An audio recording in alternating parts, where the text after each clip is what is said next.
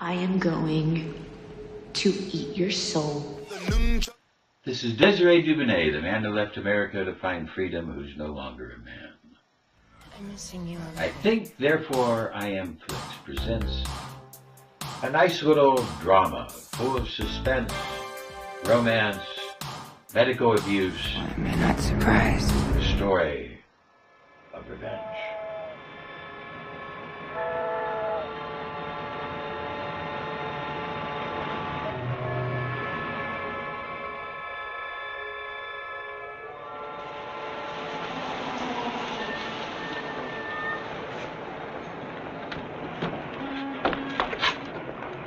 Oh, lady.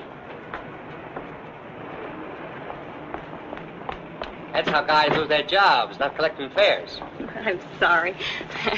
I guess I'm a little excited. Thank you, lady.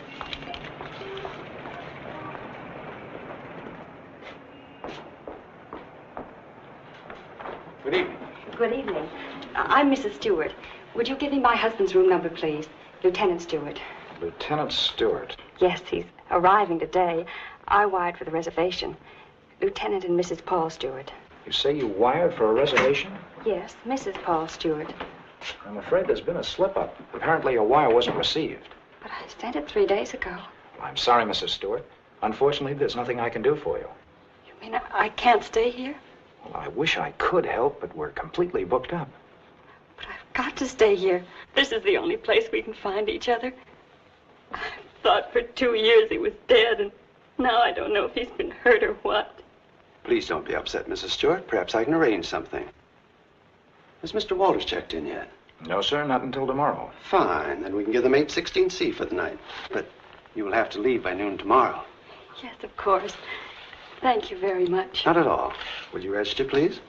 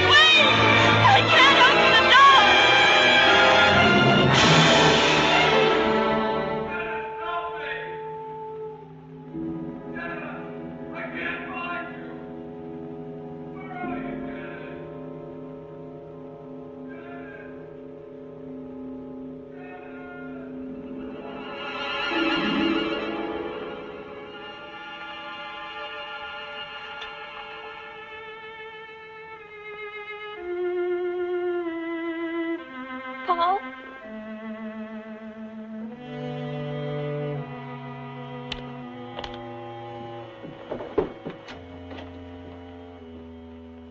Paul!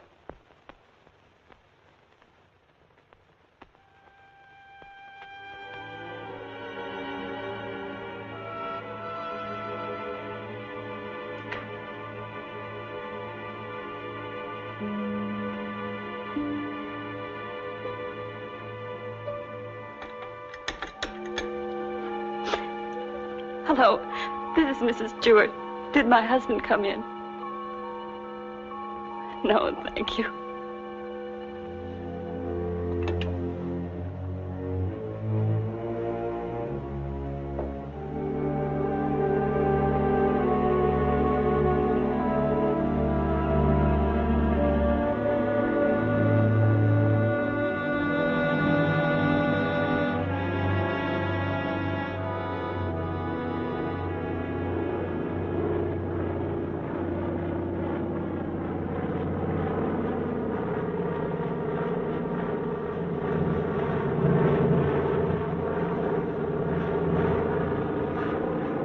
followed me, Margaret. You've been spying on me. I have. I've been watching you for months, making a fool of yourself. I don't think so. Bringing her here. Elaine was just about to leave. I didn't interrupt too soon? Perhaps it's just as well things worked out like this, Margaret. I've decided to ask you for a divorce. A divorce? Well? Why should I divorce you? Oh, please, Margaret, let's be sensible. Whatever we had for one another is gone. We've been afraid to admit it before, but it's true. Elaine and I... Well, I love her. You never loved anyone but yourself. Please, Margaret. I was good enough for you once, but now you want someone younger. It's not that way at all. It's just that I can't go on with you any longer. All right, Richard. You can have your divorce. You're right. We are strangers. But I have some pride, and no one's going to think you've cast me off like Margaret. that. You want your precious Elaine, and you can have her. But people are going to know the truth. I'll start right in by telling the room clerk you've been entertaining your girlfriend in our apartment. Then I'll call the newspapers. Careful, cautious Richard. Destroying everything he is for the sake of a cheap... Get away from that you phone, asked for it, Margaret. and you're going to get it. Leave that phone I'll enjoy alone, telling Margaret. your friends Leave you that and your phone little lover alone. have been up to... I hate you.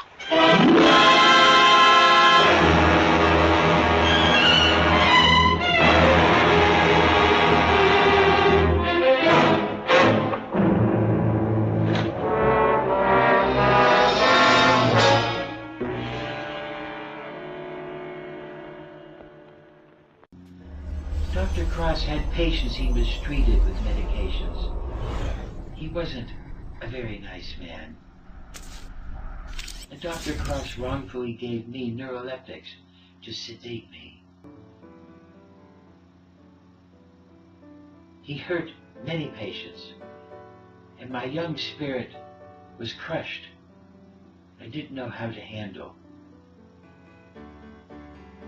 life.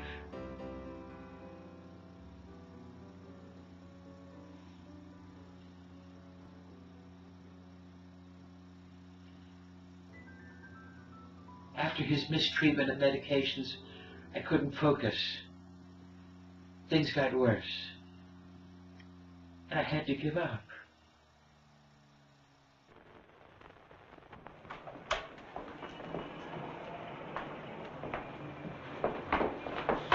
Good morning. Good morning, sir. I'm Lieutenant Stewart. Oh, yes, Lieutenant. We've been expecting you. Your wife's certainly going to be glad to see you, sir. Mr. Blake, this is Lieutenant Stewart. Mr. Blake's our manager. Lieutenant, you really had us worried. I'm glad you finally got here. For a while, I wasn't sure we'd make it. The weatherman threw the book at us. Well, you're in for a real welcome. 816C, boy. Oh, that's all right. I'd kind of like to surprise her. Very well, sir. Thanks.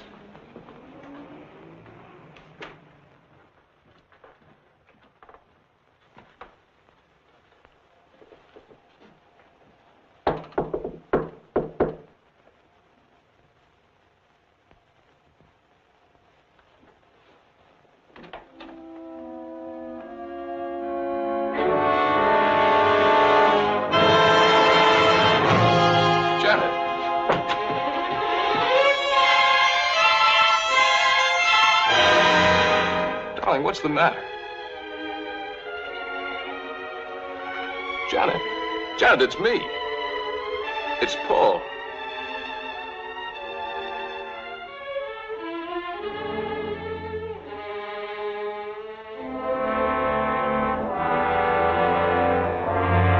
Janet.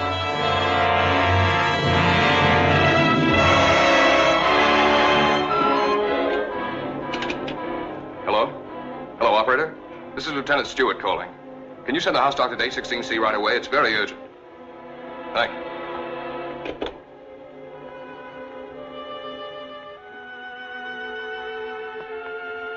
Well?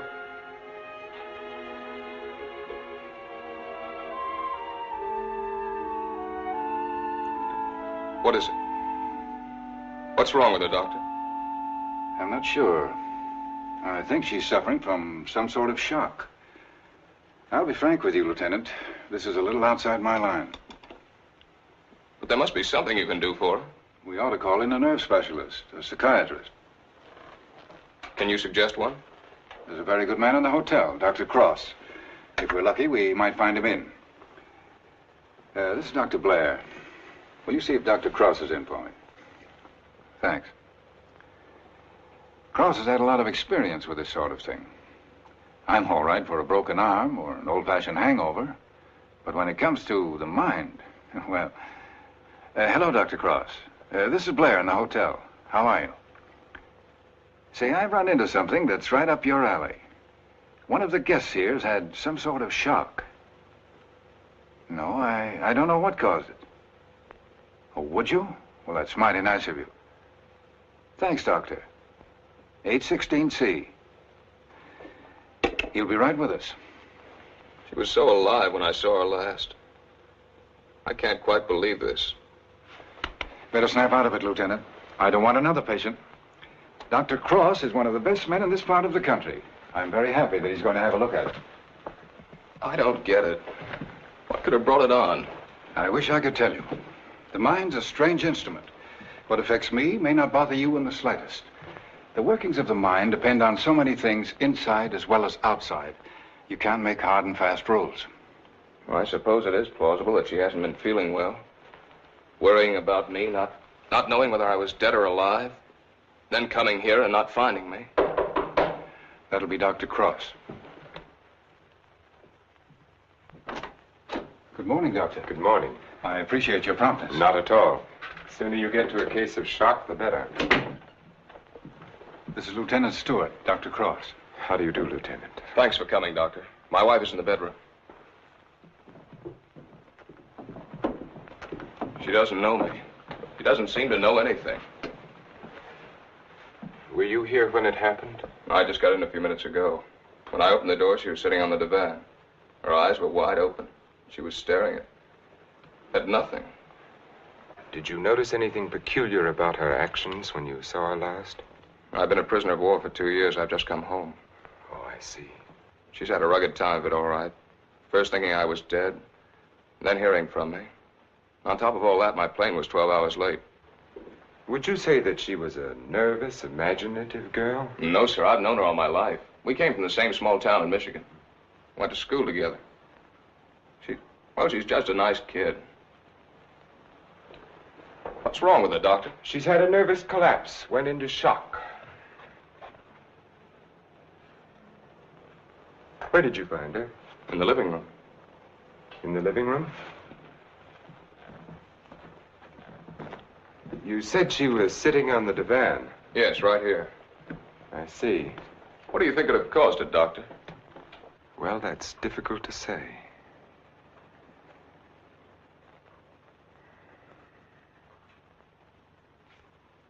You have no idea how long she might have been sitting there? No. Oh, the clerk did say she phoned down about 1 in the morning. Between 1 and 8:30. What difference does that make, Doctor? The important thing is what can you do for her? It's hard for a doctor to make promises. We can only do our best. Are you living permanently at the hotel? No, as a matter of fact, we've got to clear out by noon. Oh, I see. But then I'd better take her to my place. She's going to need someone with her night and day. Dr. Cross has a private sanatorium just out of town. I see. Believe me, Lieutenant, it's best for her. But there must be a hospital here in San Francisco. I'd like to be near her. Of course. But I'm at my place every day. It's in the country, and she'll get plenty of fresh air and quiet. If I were you, Lieutenant, I'd listen to Dr. Cross. Okay. You men know best. Just get her well again. I was getting ready to leave when you called. I'll take Mrs. Stewart up with me now.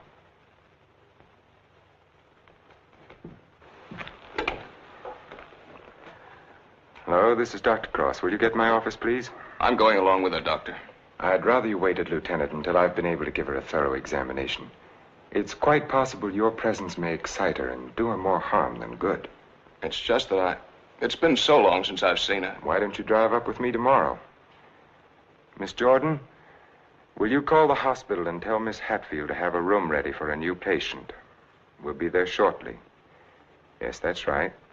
You pick us up at the hotel. Right. You'd better pack a bag for your wife, Lieutenant. Thanks, Doctor.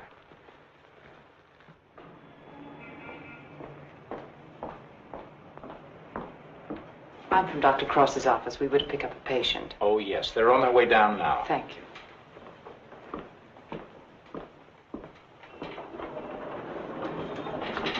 Your car's waiting, Doctor. Thank you.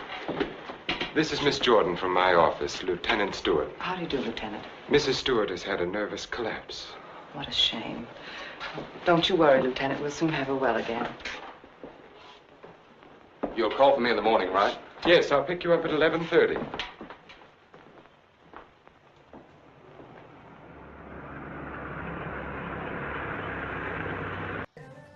Dr. Cross played on my emotional insecurity.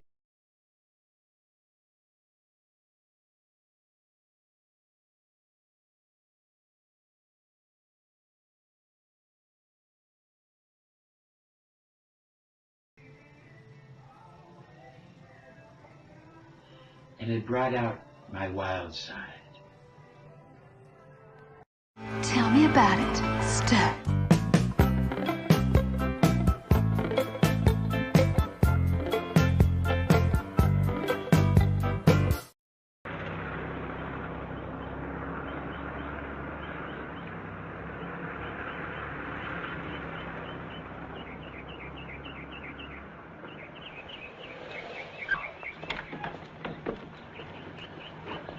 Put her to bed and have Dr. Stevens give her an injection of scopolamine. Yes, Doctor.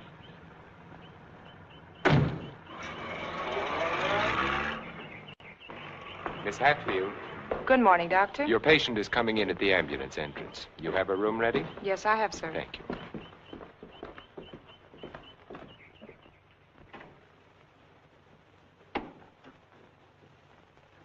Good morning, sir. Good morning, Doctor. How is she? Glad to relax, sir. What's her trouble? Amnesia shock. She's had her injection. Yes, Doctor. She's ready to talk now. Thank you. That'll be all.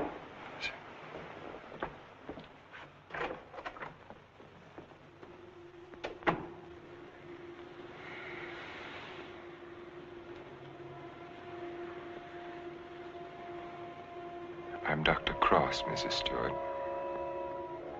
I am your friend. I'm here to help you. I want you to think.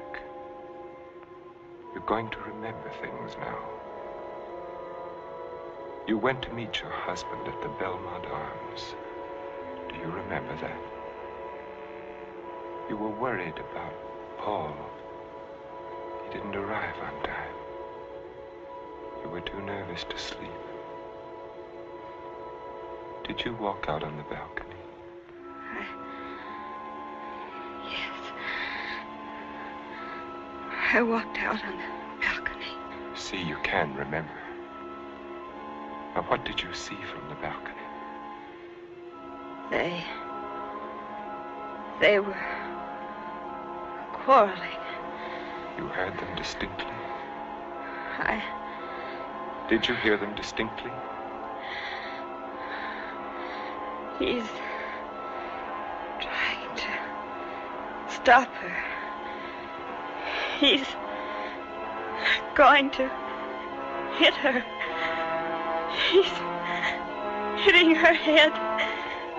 He's killing her. Who? Who's hurting the woman? That man. He's her husband. He's killing her.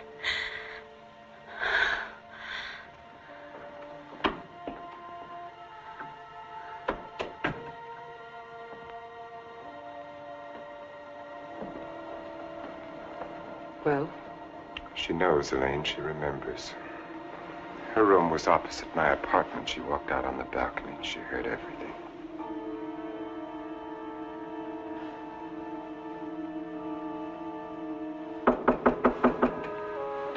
Yes? Can you come now, Doctor? They're having trouble with Mr. Edwards again. Yes.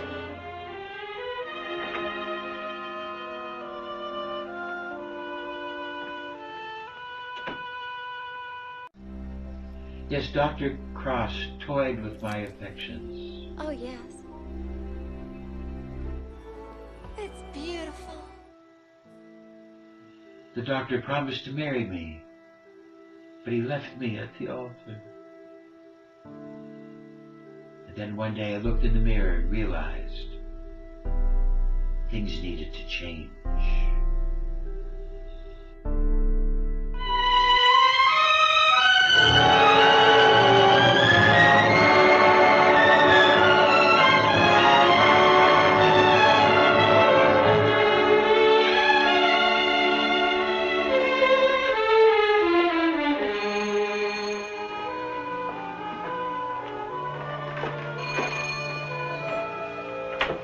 Darling, I didn't think you'd ever get here.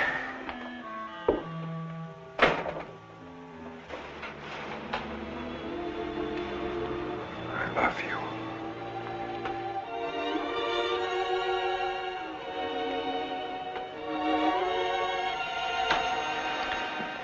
You've got a headache. I can tell from your eyes. Yes, it's bursting.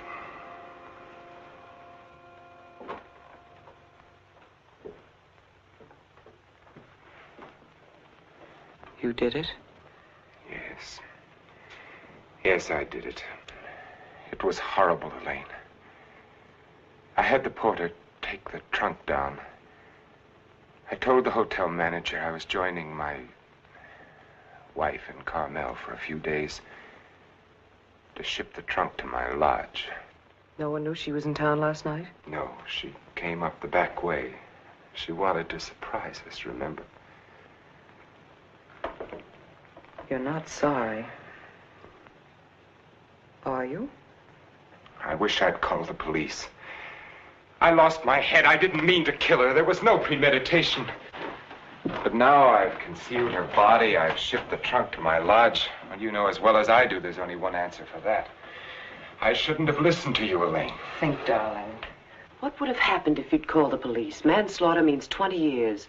What would that have done to you, to us? I don't know. Would you have wanted it that way? Now no one knows. We're safe. You're forgetting Janet Stewart, aren't you? She knows. What if she talks? I haven't forgotten her.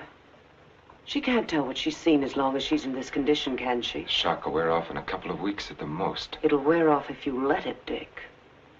Elaine, I'm a doctor. She'll talk only if you let her. You mean too much to me. It's the only way out, Dick. It's the one and only way out for us. I don't know, Elaine. I've got to think.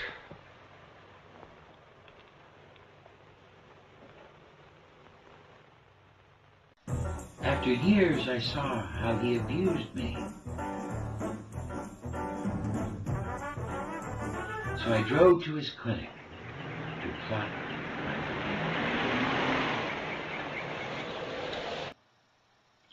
I might report him to the AMA, or... Good morning, Mrs. Penny. Good morning, Doctor. You're looking very well today. Thank you, Doctor. Good morning, Doctor. Good morning, Miss Hatfield. This is Lieutenant Stewart. Miss Hatfield's our head nurse. How do you do, Lieutenant? Is Miss Jordan with Mrs. Stewart? Yes, she is, Doctor. Good morning, Lieutenant. Janet. Darling, it's me. It's Paul. I'm home, dear.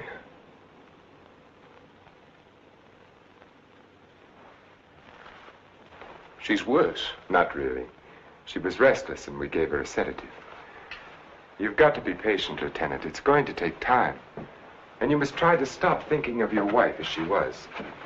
You see, when you were reported killed, she had a terrible time adjusting herself, but she did. Then when the news came that you were alive and on your way home, it was hard for her subconscious to accept that because the first adjustment had been so difficult. Then, of course, when your plane was late, she thought she'd been tricked, that you'd never sent that wire. Don't try and let me off easily, Doctor. Give it to me straight. Tell me, can you help her? That's a very difficult question to answer. Sit down, Lieutenant. The mind is a delicate, fragile thing. It's almost as intangible as faith. And that's what you're going to need. A lot of faith in yourself and in your wife and in me. Please don't think I haven't faith in you, Doctor, because I have. But yesterday, after you left with Janet, I needed someone to talk to. Of course. So I went to the Army hospital and I talked with some of the doctors. I told them Janet was in your care. They said that I couldn't find a better man. But, well, you know how it is. I figured that maybe two minds might be better than one. And I asked if another opinion mightn't help. Well, that's perfectly understandable. If you want a consultant, by all means, bring one in. Thanks. They recommended Dr. Franklin Harvey. Harvey? Well, I studied under him. He's probably the best man in his field. Oh, that's swell, Doctor. I was a little embarrassed. I didn't want you to think that... Not at all. I'll phone Dr. Harvey and have him out here. Good. Well, I might as well go back to town. If it's all right, I'll run out again tomorrow. For Mrs. Stewart's sake, I'm going to have to ask you to observe our regular visiting days, Sundays and Thursdays. I'll phone Dr. Harvey and try to have him out here Thursday so that you can talk with him then. Okay, we'll make it Thursday. Oh, I thought you'd like to know, Lieutenant. She's resting quite easily now. Thanks. Goodbye, Doctor. Miss Jordan. Bye.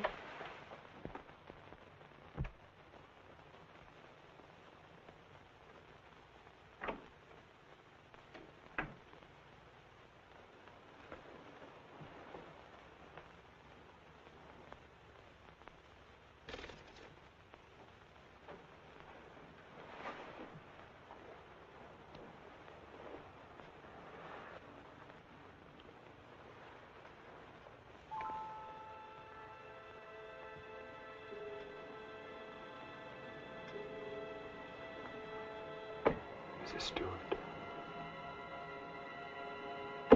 Mrs. Stewart.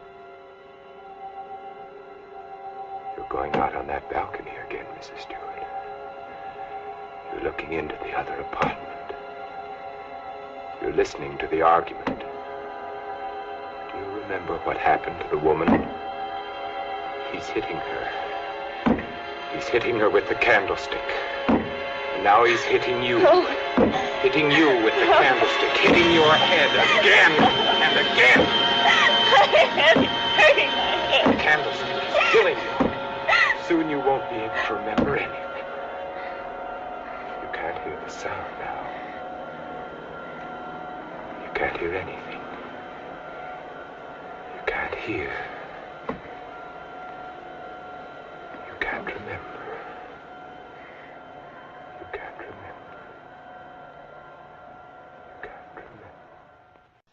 Well, someone has to stop this guy. Edward's condition is deteriorating rapidly. If this continues, we will have to take steps to put him in a more suitable institution. She's exhausted. You haven't got far to go. Lane, do you think you could manage it here alone for the weekend? Certainly. Why? The trunk should be there tomorrow. I've been wondering. There are no servants at the lodge. What'll happen when the trunk is delivered and there's no one to receive it? Nothing. They'll just leave it on the back porch. When are you leaving? Tomorrow. Dr. Harvey's due here this afternoon. Harvey? Coming here for what? Stewart requested a consultation. You're not going to let him examine her. Of course. How would it have looked if I'd said no? But he might discover something. He has no reason to be suspicious. You can't risk it. I won't let you. I know what I'm doing, Elaine. Darling, you're not thinking clearly. I've never seen things so clearly before in my whole life.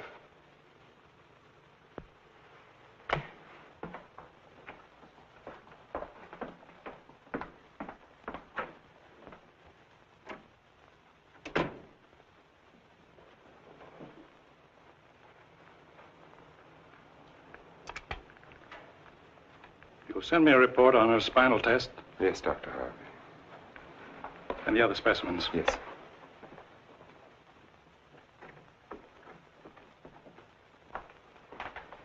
You know, Richard, I'm not sure I completely agree this was all brought on by her husband's late arrival.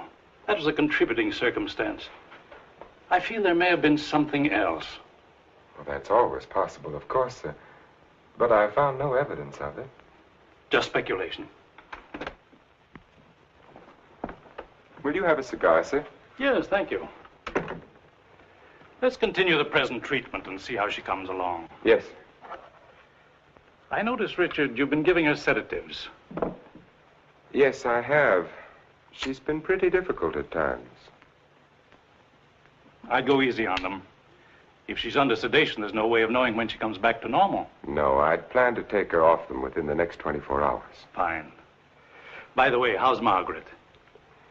I'm joining her at the lodge. Give her my regards when you see her. I will, thank you, sir. Well, I'd better talk with the young man. Sometimes I wonder which are more difficult, patients or their families. We must expose this doctor. We must stop his abuse.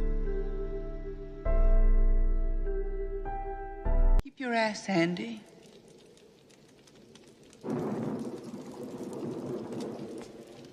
I follow the spring. We are creatures of the spring, you and I.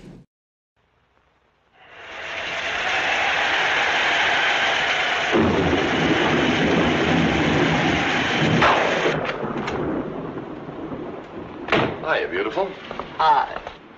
Yeah, what a night. You don't happen to know a blonde who'd like to relax with me, do you? That's what I thought you'd say. Coffee? Please.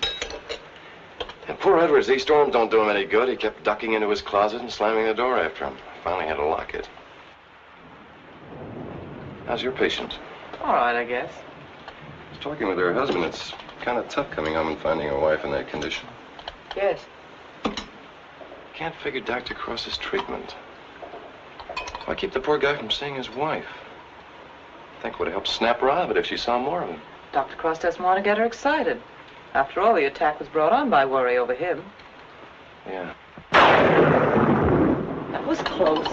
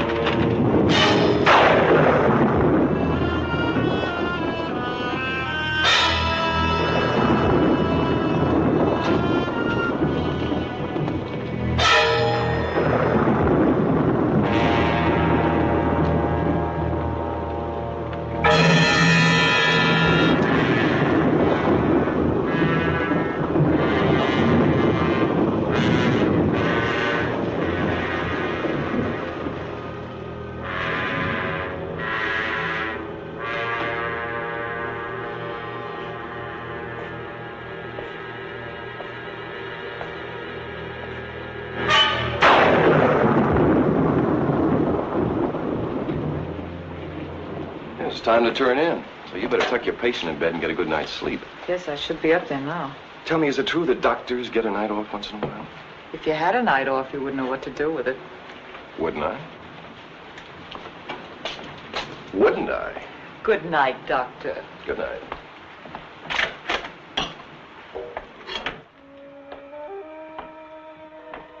Well, another stormy weekend.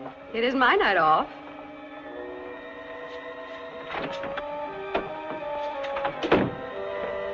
Well, anyway, the rain will help Jane on her day off.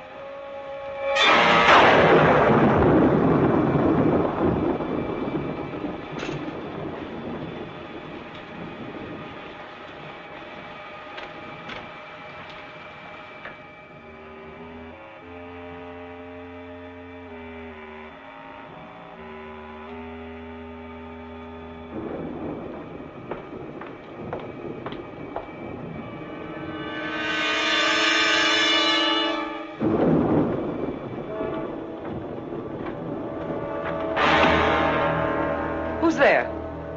Why, Mr. Edwards, you shouldn't be in here. Come, I'll take you back Don't to your...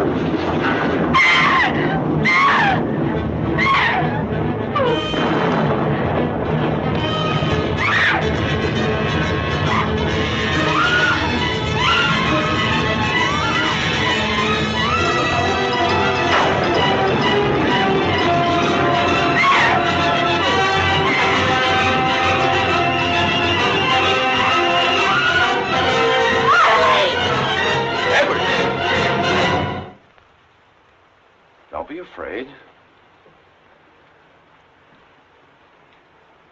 We won't let the storm hurt you. You're coming back to your room, aren't you, Mr. Edwards? Aren't you, Mr. Edwards?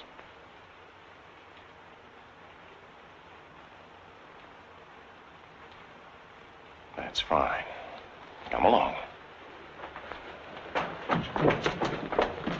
Take care of him, Frank. Yes, Doctor. Come along, sir. Are you all right, Elaine? Yes. There, Mrs. Stewart, it's all over. Oh, he killed her. He hit her on the head and he killed her. Her husband killed her.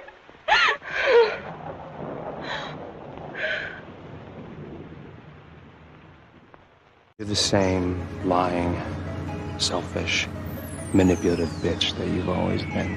Sorry. Sorry, Dr. Krause, but it's time. Well, it's a beautiful place to die.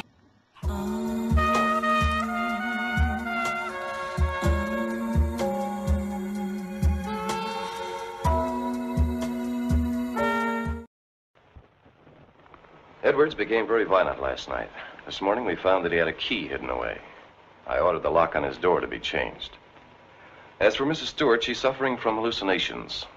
She keeps insisting that she witnessed a murder, which obviously... Come in? Oh, hello, Lieutenant. They told me I'd find you here. I hope I'm not interrupting. Not at all. It's kind of rough, isn't it? Yeah. She's out of her head. She's got a crazy idea she saw a murder. What am I going to do? You're going to sit tight. She's in good hands. So they keep telling me, but... Oh, she's getting worse. Now, I'm thinking of taking her back to San Francisco, to a hospital there. I wouldn't do that if I were you, Lieutenant. Dr. Cross is tops, you know that. You brought Harvey in to consult. You can't do any better than that. But I can't just sit around and watch her get worse. I've got to do something. Lieutenant, I wouldn't try to kid you for the world. So far, we've tried to snap her out of it with quiet and rest and simple foods. Well, there are a dozen other things we can do. Electric therapy, insulin shock. Insulin shock? They use that in the Army on guys who blow their tops. Sure they do, because it often helps. But you're not going to turn it down on that account, are you? No. Well, then relax. The setup here is perfect. Everybody's rooting for you. Now, just take it easy. You mean that? Okay. Say, put in a couple of extra licks, Doc. I'd kind of like to take her home soon. Okay, Lieutenant. We'll do everything we possibly can for her. Oh, goodbye, Doctor. Goodbye. Oh, I beg your pardon. Look at this. Mrs. Cross is dead. What? The body of Mrs. Margaret Cross, wife of the noted psychiatrist, has just been recovered from its resting place among the rocks at Point Lobos. Mrs. Cross has been missing since Friday night. Coroner Jess Haynes has pronounced the death accidental.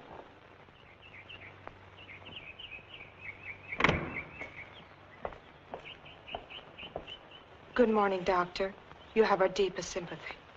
Thank you.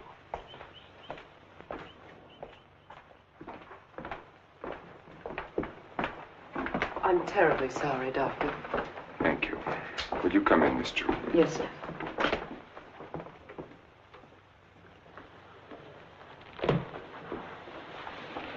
You're the perfect picture of a heartbroken husband.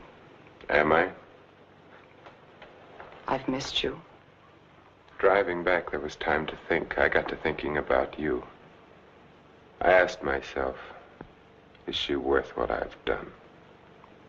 Well?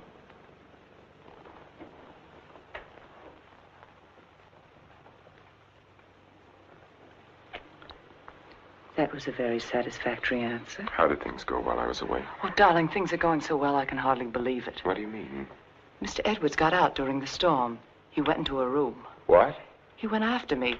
I struggled with him. She woke up and confused Mr. Edwards with you. She was thrown back into that night at the hotel. Oh, Elaine, that undoes everything I've tried to do. No, Stevens and Miss Hatfield heard her. They're convinced she's insane. Now, no matter what she says, they'll think she has hallucinations. I see. But you don't see, darling. Before you were trying to make her forget. Now she can talk her head off and no one will believe her. If we can encourage her to talk, convince her husband that she's insane, we can keep her here as long as it suits us. Then have her committed.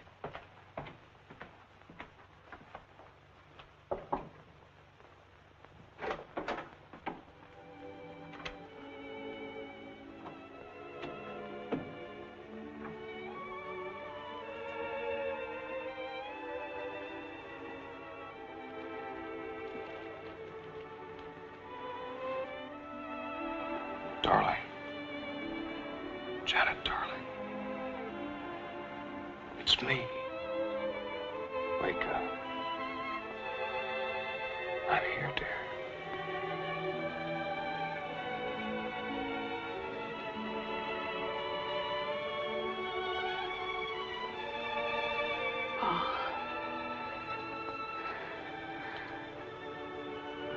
I've waited all night for you, darling. What took you so long? Don't worry, I'm with you now. We have to be out by morning, Paul. They won't let us stay. Lieutenant Stewart. You shouldn't be in here. Paul! It's him! Who is it, dear? Him! He killed her. He killed his wife. He picked something up, Paul, and he hit her with it. He was arguing with her, and he killed her. I know, dear. You've upset her, Lieutenant. You shouldn't have come in here. Come outside with me. Give her a hypodermic, nurse. Don't leave me here. You'll kill me. Come back. Easy, Paul, no. What is it, Doctor? What's happened to her? Lieutenant, I'm going to be perfectly frank with you. What you've just heard is something I've been afraid of. There are times when patients emerging from amnesia suffer from delusions. It doesn't happen often. I'd hoped it wouldn't happen in her case, but you heard her yourself. But why? Well, that's hard to explain. But if you come with me, I think I might be able to clarify it for you.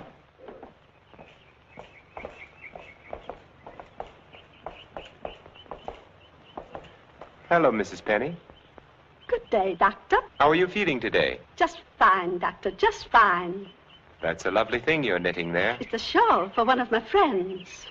Everyone here treating you well? Oh, yes, they're very nice to me. Dr. Stevens hasn't tried to kill me with that needle for a long while now. Neither has Miss Hatfield. Haven't I told you many times, Mrs. Penny, that no one here is trying to kill you? Oh, yes, they are. You all want to kill me. You're murderers, all of you. But I've learned. I'm too smart for you.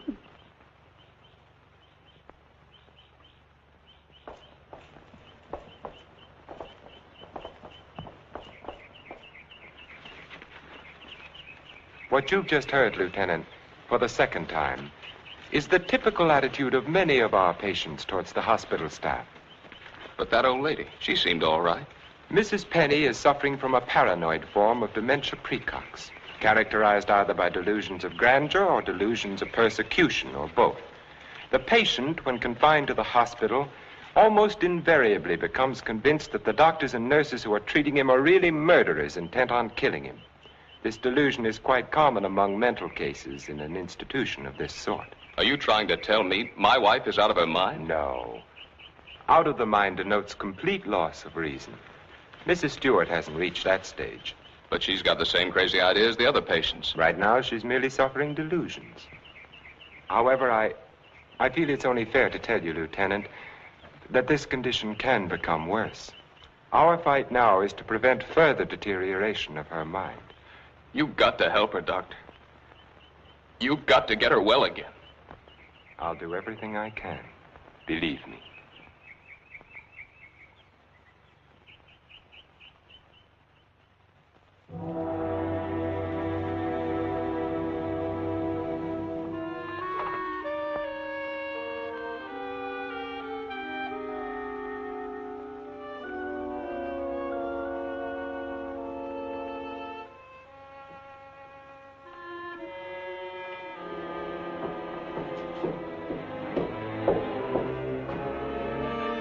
Come now, Mrs. Stewart, you shouldn't be out of bed.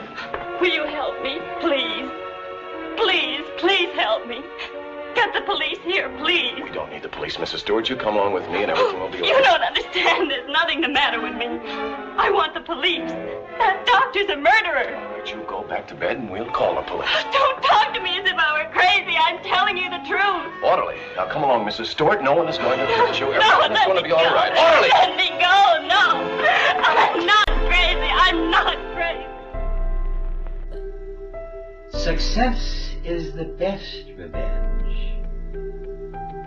But telling my story to the police was good as well. You should have been there to see her yourself. Yes, I heard about it this morning. She had the usual delusions. She kept insisting that you were a murderer. You know how they get. She wanted me to call the police. For a moment, she became very violent. I had to give her a sedative. I think we ought to do something about her. I agree with you, Doctor. I'll be in to see her in a few minutes. Thank you, sir. Thank you.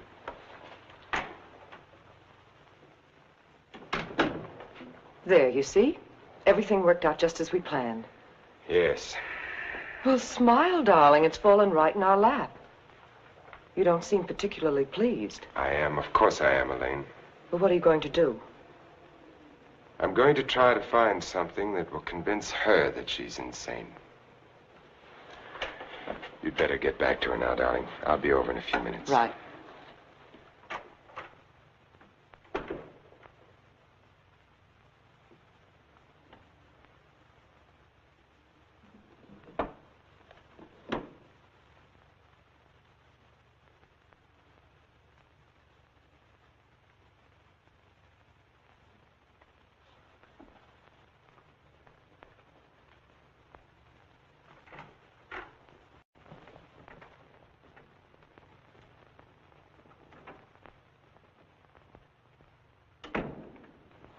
You feeling any better today?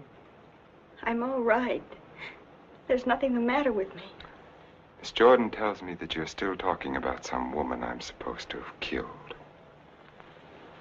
I've asked you to stop thinking about such things, Mrs. Stewart. But it was your own wife. If I can prove to you that you couldn't have seen me kill my wife, will you believe that this is a delusion you've been suffering from? You were arguing with her about a divorce.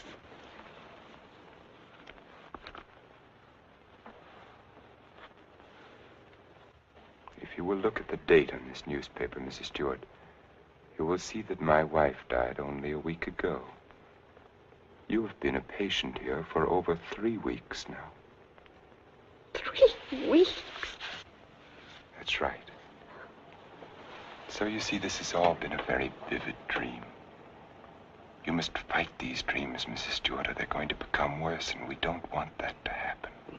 My mind is all right. It's not all right, Mrs. Stewart. Your mind is sick, and it's getting worse. My mind is all right. You wouldn't want your husband to see you in that condition, would you?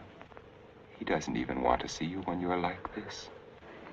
You're losing your mind, Mrs. Stewart. No, no. Losing your mind.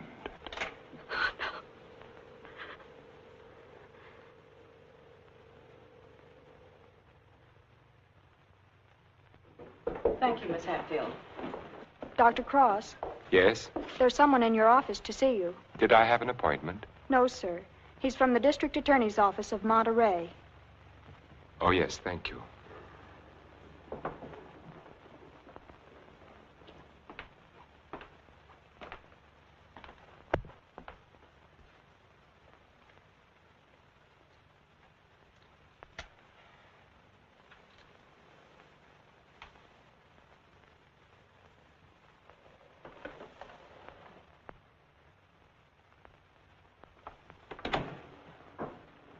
Dr. Cross?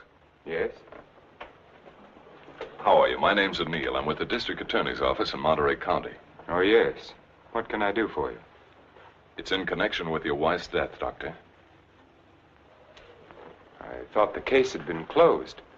Something happened this week that made us consider the possibility that your wife didn't fall into that chasm by accident. I don't understand. A couple of days ago, someone broke into Harwood Lodge, beat Mrs. Harwood into unconsciousness, and made off with her valuables. We caught the thief day before yesterday.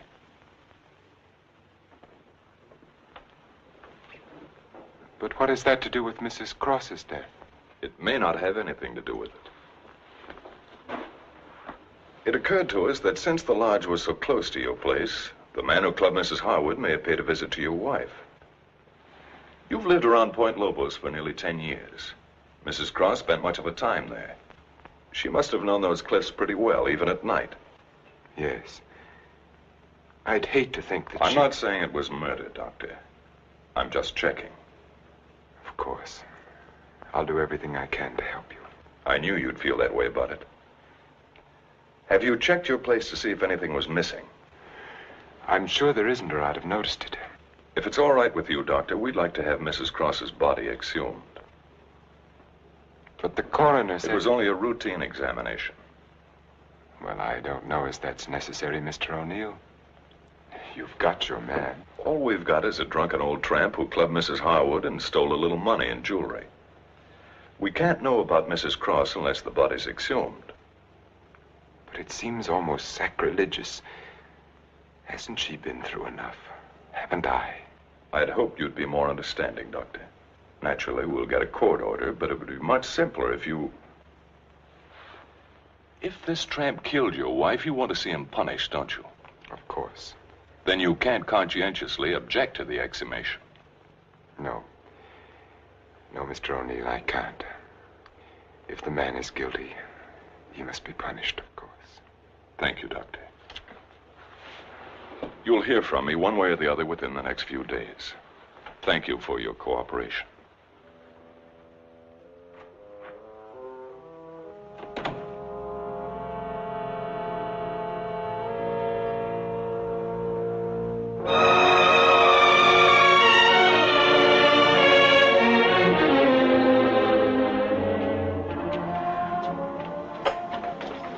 Darling, I've been so worried I didn't know what had happened to you. Where have you been? City. When you weren't here for dinner, I began to worry. What did the man from the district attorney's office want?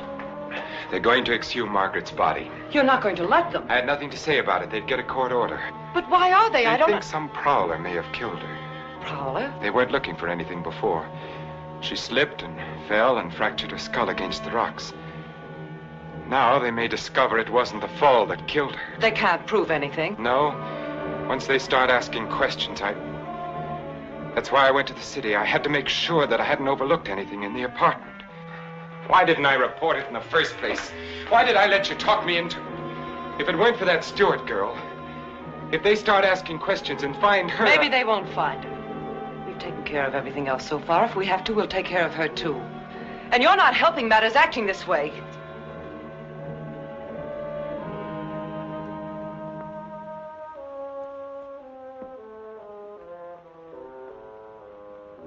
If a man wanted to, if he had courage, he could get rid of her and no one would ever know.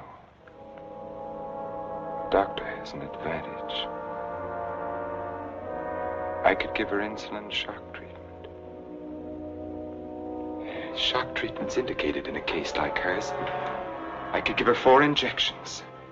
Then with the last one, an overdose. No one would ever know the difference. Then we'd be safe. No matter what the district attorney's office found, we'd be safe. They'd have nothing on us, Richard. We could get married then. You'd be yourself again, Richard. We'd find peace and quiet here, just the 2 of us. You don't think I'd do it, do you? Why not? Is her life more important than ours? I've had enough. Look, Elaine, I can't go on like this. Things keep piling up. First it was Margaret, and then tricking that child so that she'd forget. Then convincing her that she was insane. There's a limit beyond which even I can't go.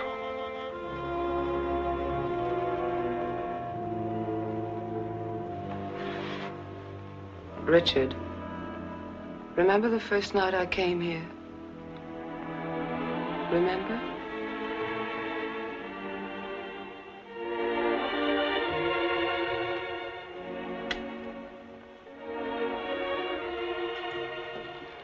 You were alone. You were sitting here in front of the fireplace with a sick headache. The lights were out.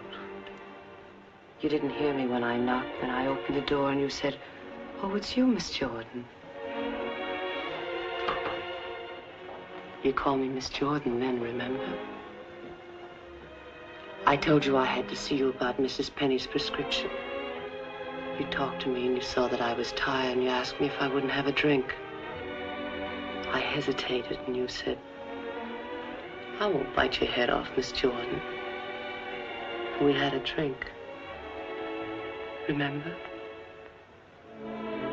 You sat here for a long time and then suddenly you laughed and you said your headache was gone. And you asked me about my family and I told you. And we both laughed. Remember?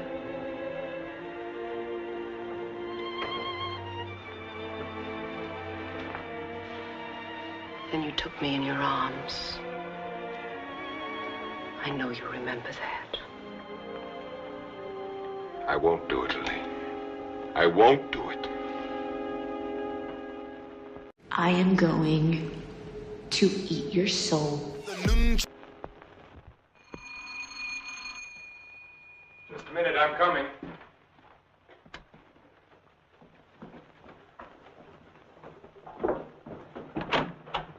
Hello, Doctor. Come in. I hope you hadn't gone to bed. No. They told me at the hospital I'd find you here. I didn't expect to see you so soon, Mr. O'Neill. I thought you'd phone me if there were any developments. I had to serve the papers. Oh, yes? Coroner's inquest subpoena. Now it's legal. What did the coroner find? Your wife was murdered, Doctor. Oh?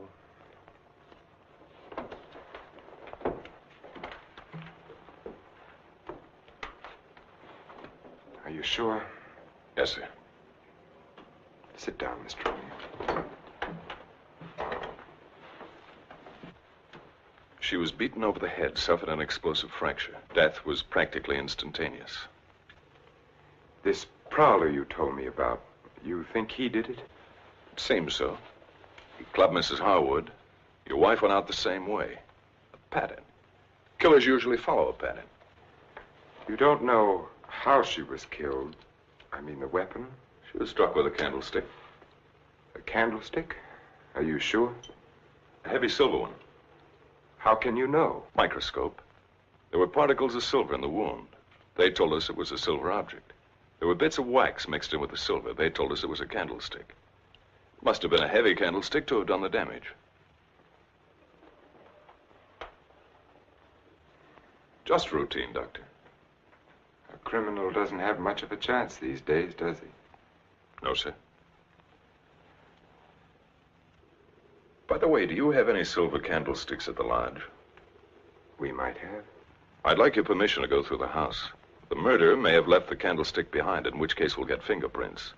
If he got rid of the weapon, we may be able to find the mate. Then we'll know what to look for. Of course, go right ahead. Thanks.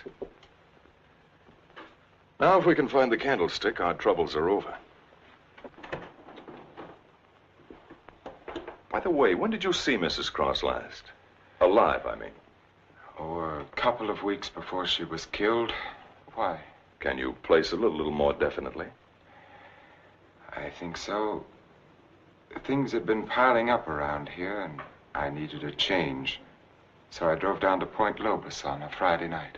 Anyone see you? I don't think so. Why? We're trying to fix the exact time of her death. Well, I'm not sure anyone saw me. I drove down there on Friday night, left there around 9:30 Saturday night. Well, it's not too important. Naturally, I want to do everything I can to help you, Mr. O'Neill.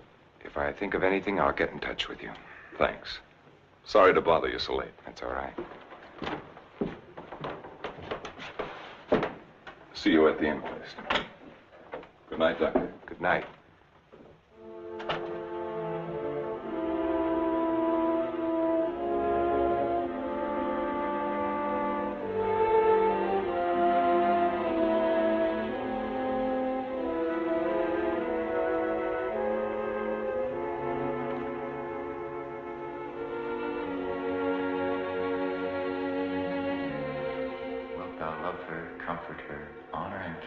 Sickness and in health, and forsaking all others, keep only unto her, so long as ye both shall live.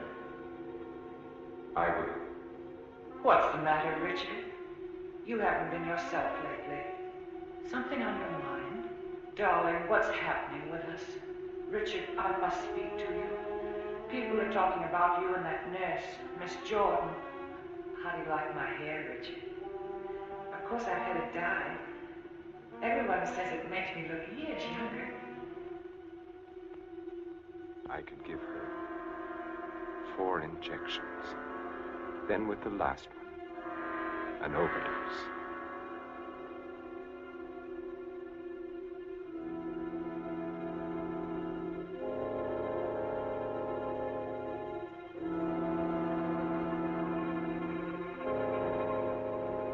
Then we'd be safe.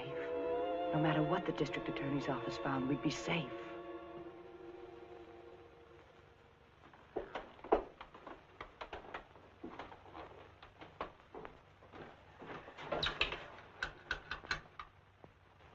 Get me Lieutenant Stewart, please. The treatment itself consists of a series of shocks brought on by injections of insulin. The dosage and the degree of shock is gradually increased until we've reached what we feel is the limit the patient's system can stand. Well, if you do give Janet this insulin, how certain can you be that it'll help her? I'm neither a miracle man nor a prophet, Lieutenant. If medicine were an exact science and not an art, I might be able to tell you. But you think there's a chance? Yes, I do. I have seen it work in the Army. All right, Doctor, go ahead and try it. Fine. We'll begin the treatment tomorrow morning.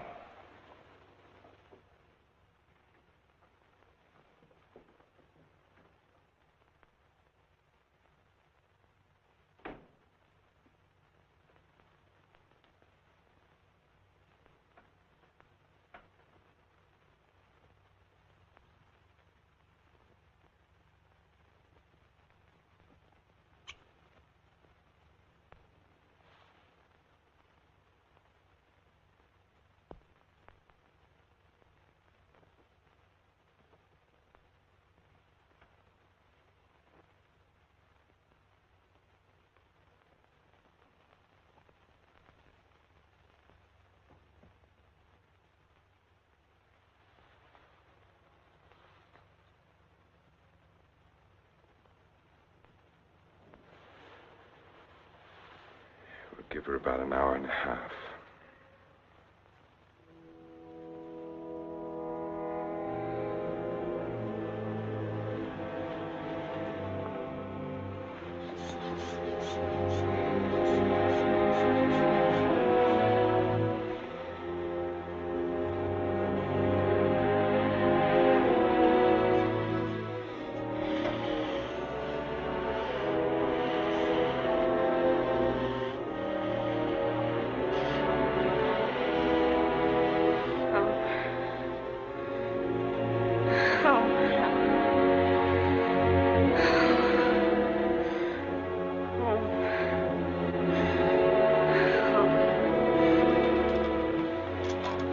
Watch her.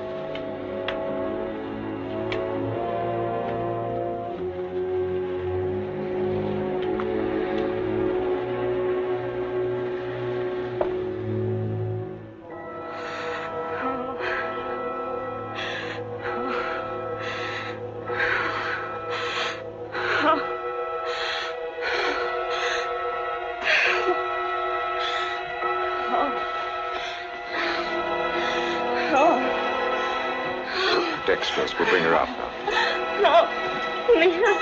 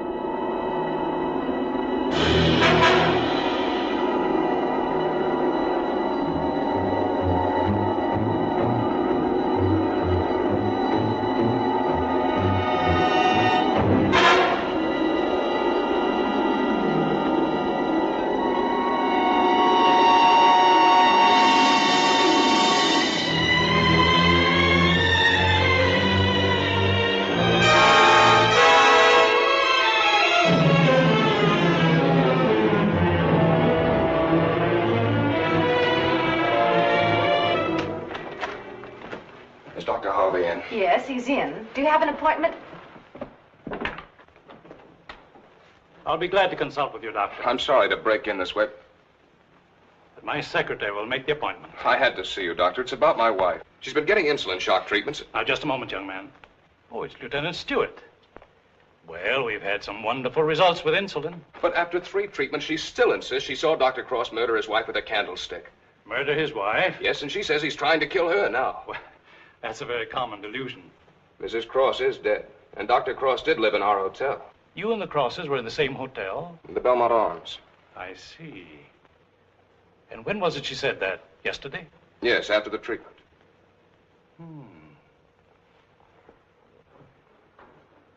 You realize it's hard to make generalizations. But as a rule, the patient is completely normal immediately after insulin shock. They may relapse into their hallucination after this lucid period. But for that moment, no matter how bad the case, the patient speaks the truth. You're telling me in your own way that Janet's normal. That she's got something on Cross, and he's pretending she's crazy to save his own neck. I'm not saying quite that, but, Will you read this, Doctor?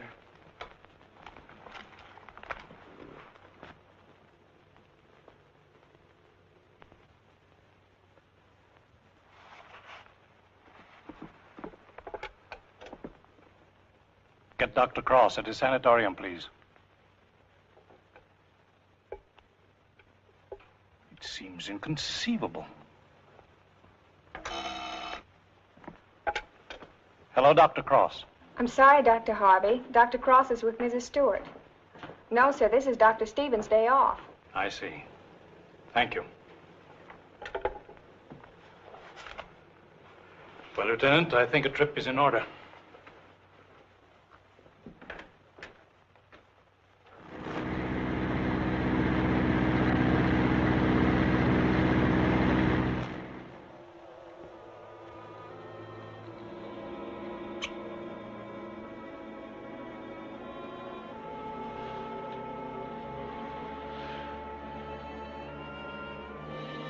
She's the only one who knows Richard.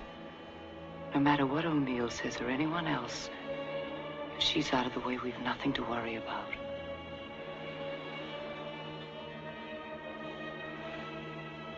They can hint and guess all they want, but without her, they have nothing.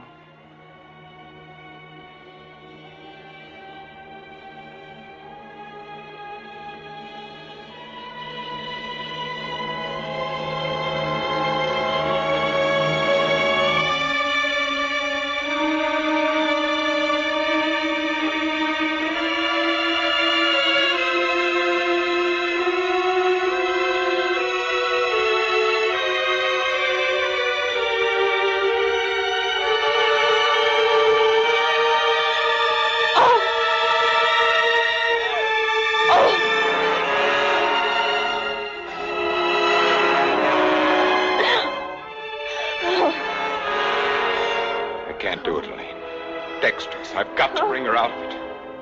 No. No, you can't. Dick, you can't. Dexter, Elaine, I've got to save her. I've got You can't. I won't let you. We've got to go through with this. Don't you understand? I can't go through with it. Her life or ours. No one will ever know. Elaine. Richard, listen to me. Let go of her. Richard, I love you. Let go. Richard! Richard!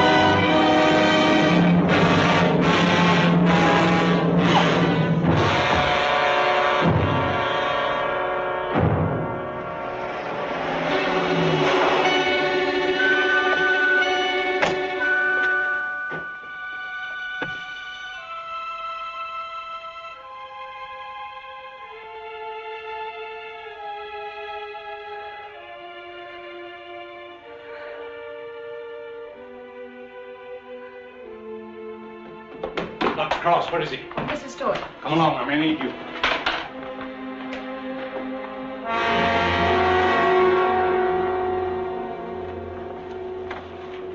Adrenaline, quickly.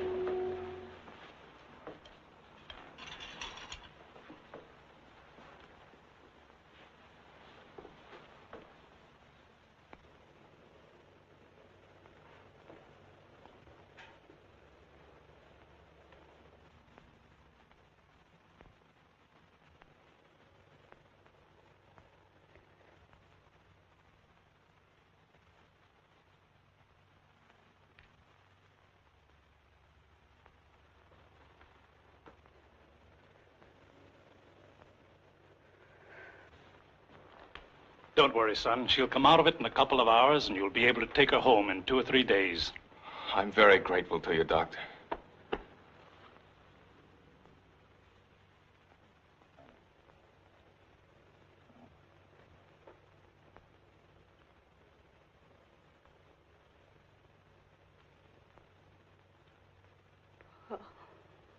Oh, Janet, darling. September 13th. In the case of Janet Stewart. I gave her insulin shock again today, for the 4th time.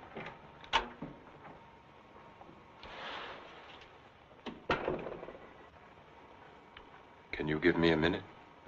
Thank you.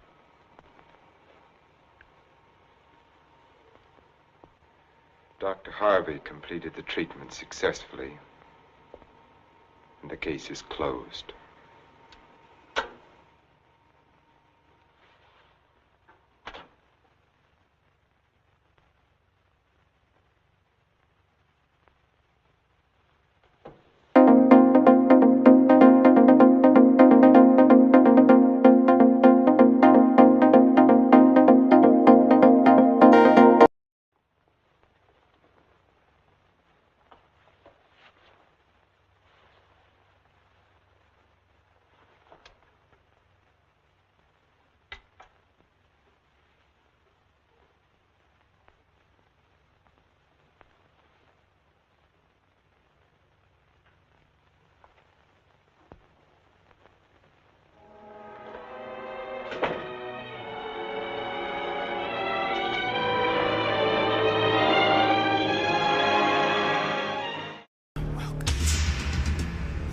Turn up the power!